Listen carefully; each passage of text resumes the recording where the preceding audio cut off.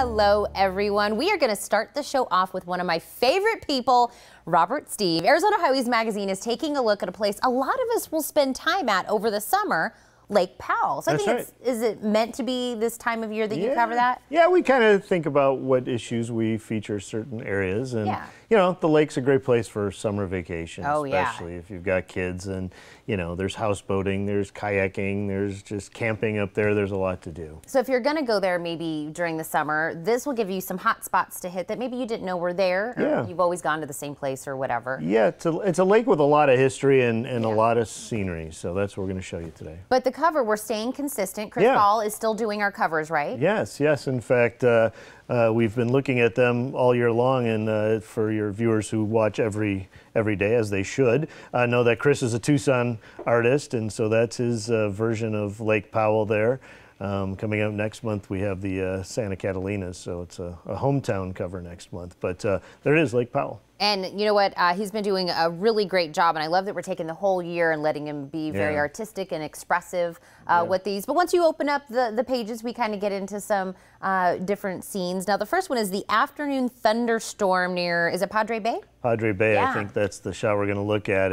And what you're about to see here is just very typical of what you see up on Lake Powell. It is the second largest lake in our country, man-made lake, and that's just it. That's beautiful. We like that one so much we made it the opening spread of the portfolio. But we have a photographer up there, Gary Ladd, who's been shooting up there for decades, and he's sort of the guru of landscape photographers up at Lake Powell. Most of these shots are his, and you know, he lives up there, so he kind of knows when to go out, and he looks for certain storms and where to stand, all those things that go into a photograph. You know, we just sit and look at them and say, wow, that's beautiful, but a lot of thought goes into those. It kind of seems like it's like two pictures mushed together, like the thunderstorm in the back, and it's like sunshine wherever he's standing. That's so awesome, the kind of juxtaposed between the two. Yeah, by the way, mushed is a technical term that we use all the time. You were laughing at my technical term of photography? Mushed? Yeah, we mush those together. Go ahead,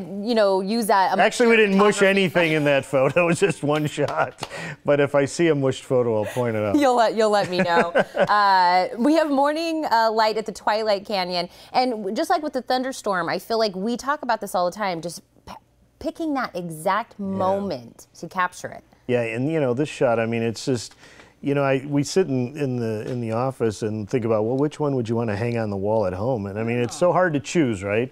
This is one that everybody on the staff really liked, you know, the reflection there. It's just a beautiful shot. And, you know, like the Grand Canyon, which is, you know, farther west, the lake looks different at all times of day, and depending on the light and the storms and all those things. So just a very calm day. The lake can get rough. I mean, if it's windy and, you know, the water can get a little rough, but this was obviously a nice calm spot. That's the one you print out, put it, you know, in front of your desk so that every once in a while you can have a serene moment and just veg out and look at it. But we also have an aerial view of Lake Powell. Now, how do you guys end up getting this? Is it helicopter? Is it drone? This is actually a photographer who shoots primarily for National Geographic, a guy named Michael Melford, and you know, he was probably up in a light aircraft of some kind, not a helicopter most likely, and so there's ultralights and things. It depends on, you know, the photographer, but they will go up there and grab these shots. And yeah, we love this one. And he was actually I think in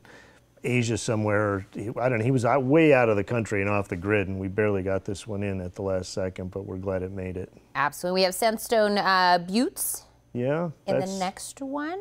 Yeah, they're or it's just up. Us. Yeah. Oh my goodness. Yeah, right. How about that? That's the reaction we like to hear from people when they see these things. That's beautiful. Yeah. Again, it just, you know, and that one almost looks like it could be a coastline somewhere in, you know, along the West Coast. In fact, Lake Powell actually has more coastline than the whole Pacific coast of the United States. That's how big the lake is. You know, there's a lot of these canyons go in and out, and so it creates a lot of shoreline, coastline, and so it's a big lake, no doubt. Well, when you're on the houseboat, throw that little tidbit out to everybody. You sound like smarty pants. Let's do the back cover really quick. Yeah, I love this shot. This is one of our well, obviously we liked it enough to put it on the back cover, and it's where the Escalante River pours into Lake Powell there, and again catching the reflection of the rocks in that water, which just makes it beautiful. Well, we go to Lake Powell, like you said, during the summertime, houseboats, we go out there, we do all that other stuff. But sometimes it's nice to take a look, kind of a step back and look at those beautiful views. I feel very relaxed right now just looking at all these. But the rest of your show is just going to get mushed together, as after I leave. That is a TV